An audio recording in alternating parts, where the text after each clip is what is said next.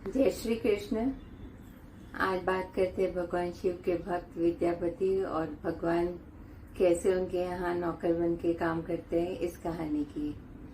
बिहार में मधुबनी जिले में भवानीपुर कस्बे में दो नाम बहुत प्रचलित हैं, एक तो विद्यापति और दूसरे उगना महादेव।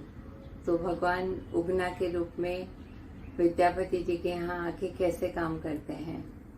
तो होता ये कि विद्यापति जी भगवान शिव के भक्त हैं और मैथिली भाषा में, संस्कृत भाषा में रचना करते हैं और बहुत सुंदर शिव के भजन गाते हैं। तो भगवान ने सोचा इनके घर जाके ही रहा जाए और भजन सुना जाए। तो आते एक निर्धन का वेश धारण करके कि मुझे आप अपने घर पे काम में रख लीजिए।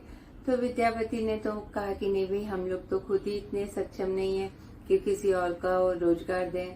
तो बोले ठीक है, आप मुझे सिर्फ 2 टाइम का खाना दे दीजिएगा, मैं आपके यहाँ काम कर लूंगा। तो उनकी पत्नी सुशीला नाम था, वो कहती कि ठीक है, रख लेते हैं उनको, घर के काम में मदद मिल जाएगी। लेकिन उगना भगवान की जब विद्यापति जी भजन गाते थे, उगना सुनने लगता था और घर के काम में ध्यान उसका उतना लगता नहीं था।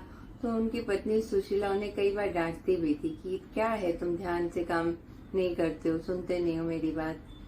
तो एक बार ऐसा हुआ कि विद्यापति जी और उगना कहीं बाहर गए। तो चलते चलते जंगल में पहुंचे, वहां पे विद्यापति जी को प्यास लगी।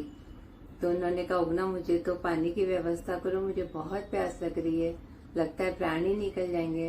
तो आसपास तो पानी का कोई स्रोत दिखा नहीं उगना को। तो उगना ने क्या किया, थोड़ी दूर आगे गया और अपनी जटा में से गंगा जल लेकर और आगे और विद्यापति जी को पिला दिया। तो विद्यापति जी कह रहे, ये तो पानी का स्वाद अलग है, तो गंगा जल है।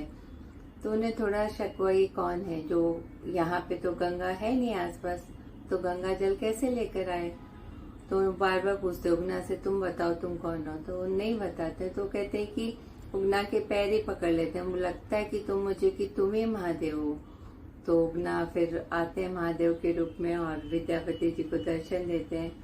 तो विद्यापति जी तो मैंने क्या बोले, उनको तो एकदम गदगद हैं, भावुक हैं, आनंदित हैं कि प्रभु उनके यहाँ है। दुख भी इस बात का है कि प्रभु से घर का काम करा रहे थे। और कहते हैं फिर उगना जो महादेव हैं, वो कहते हैं कि मैं तुम्हारे घर पे अभी भी रहूंगा, लेकिन तुम मेरा परिचय किसी को नहीं दोगे। तो ठीक है, किसी को नहीं देंगे। तो भगवान आ जाते, उगना वापस इनके घर पे काम करते हैं और विद्यापति जी उन्हें भजन सुनाते हैं। तो एक दिन जब भजन सुन रहे थे और जो उनकी पत्नी ने कुछ काम बोला उगना को, और उगना ने वो काम ठीक से नहीं किया क्योंकि उनका ध्यान तो भजन सुनने में था। तो उनकी पत्नी ने क्या किया, चूल्हे में से जलती हुई लकड़ी निकाली और उसी से मारने लगी उगना को। तब विद्यापति जी से रहा नहीं गया, उन्होंने कहा, ये देवी तुम ये क्या पाप कर रहे हो, तुम महादेव को मार रहे हो। तब तक तो उगना वहां से अदृश्य हो जाते हैं, अंतर ध्यान हो जाते हैं कि ये तुमने क्यों बताया किसी को, जो मैंने मना किया था तुम्हें। तो फिर विद्यापति बहुत ढूंढते भगवान को, एकदम दुखी विलाप करते हुए, उगना उगना करके, कभी गलियों में कभी जंगल में। तो भगवान महादेव से उनका दुख देखा नहीं गया। आ जाते हैं, बोलते हैं कि ठीक है, अब मैं तुम्हारे पास उगना के रूप में तो नहीं रह सकता हूँ, लेकिन ये शिवलिंग तुम स्थापित करो। उसका नाम उगना ही रखा गया। तो ये उगना शिवलिंग है मधुबनी जिले में, बहुत ही प्रसिद्ध मंदिर है भगवान शिव का। ऐसे भगवान है अपने भक्त के लिए, और भक्त के जो भाव हैं भजन में, उसको सुनने के लिए वो उसके यहाँ चाकरी भी कर लेते हैं। धन्य विद्यापति जी, जय हो भोले बाबा की, सबका मंगल हो।